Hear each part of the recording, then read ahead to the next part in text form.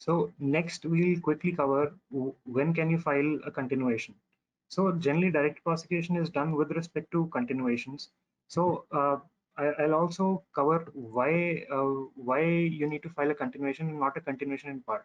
So there is a very subtle difference between continuation and a continuation in part. In case of continuation, the patent specifications which were disclosed in the previous applications remain the same. There is no change to the patent specifications. The only change that you do in this case is you file a different set of claims. Whereas in case of a continuation in part, you can add to the specifications, but the negative side to that is once you add something to the specification, you lose the earlier priority. So let's say if you add something new to the patent specifications at a later date, and your independent claim refers to those set of elements. So for those specific set of elements, it will be the later date on which the new specification was added, which will be considered as a priority date for that specific patent. This kind of creates a scenario in which the same set of claim has two different priorities. And generally, in case of continuation part, in case if you're doing it in hindsight by looking at a product, since the documentation would already be present somewhere or basically present available to the public, so that could also be the grounds in which these new set of claims might not get granted. So hence continuation is something which is something that should be focused upon, and this uh, kind of puts even more focus on including the best set of specifications and trying to keep the specifications as broad as possible. So, for example, in case if you're filing a patent for navigation, so navigation is generally done for all the automobiles, but these days navigation is something which is also becoming important for drones. So if you're filing a patent for navigation, I would definitely suggest that to ensure that the specifications cover different scenarios, including the drones as well. So that is something which will enable you to file a new set of claims in the future, which will cover all the different scenarios that are present without losing on the priority date. So next, with respect to timeline, whenever you file a patent application, a patent application is generally published after 18 months.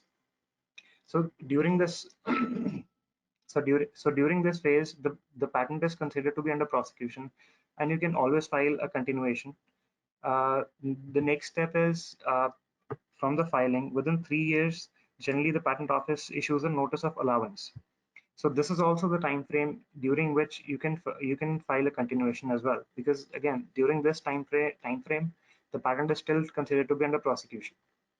Once the patent office mails a notice of allowance, you generally have 3 months of time frame to file the issue fee, and after which the patent is issued. So this is again those 3 months are also the time frame during which you can and you should file a continuation for sure. So after, because once a patent is granted, it's not considered to be under prosecution, and hence you lose out on filing a continuation for the patent. But this is not the end of the line. There are a couple of ways that you can again put the patent application into prosecution. So one of those is basically filing a broadening reissue. You can file a broadening reissue after within 2 years after the patent has been issued. So broadening reissue is something that you go back to the patent office and you say that my first set of claims, they were not as broad as they could have been, and I want to file a different set of claims, and the patent office will kind of grant that application, and and basically you will be allowed to file a new set of claims which will be broader than your initial application. But this is something that you can do within 2 years from the date of issue of the patent. The second is you can file a narrowing reissue. So in case of narrowing reissue, you can file that anytime for during the complete lifespan of the patent, which is generally 20 years. But in this case, the later set of claims that you file would be something which would be narrower than your initial patent application. But what any of these two do is that they kind of put the patent back into prosecution, and it is during this prosecution, before the patent is reissued, the patent family is considered open because the patent is under prosecution, and this is a time you can file a different continuation application as well. apart from these reissues as well. So apart from these times, there are two other things that you can definitely do. One is you can file a request for continued examination. So, as the name suggests, the applicant can ask the patent office to continue the examination on the for the patent application. So, what this does is that it gives the applicant almost almost 3 months of time frame to almost 3 months of time frame during which the applicant can file a new set of claims.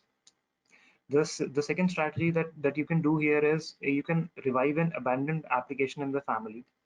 So in case of any recent patent application was abandoned due to any reason, you can always state your reasons, and you can always go back to the patent office and state your reasons why that application was abandoned.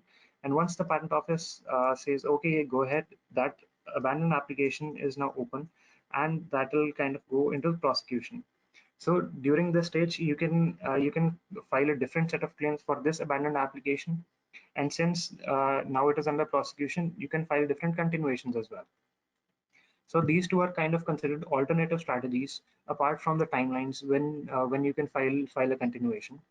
So out of these two, the request for continued examination, which is something which is very important, and this is something which is very commonly used. So for example, once the patent office issues a notice of allowance, you know what the patent office considers as novel. So you can go ahead and file a request for continued examination. So that will give you an extended time frame of 3 + 3 months. So during this time frame, you can file a different set of claims as well, which would have the same set of novelty, which was based upon which the notice of allowance was given, and hence that will kind of give you a short way to get a patent granted.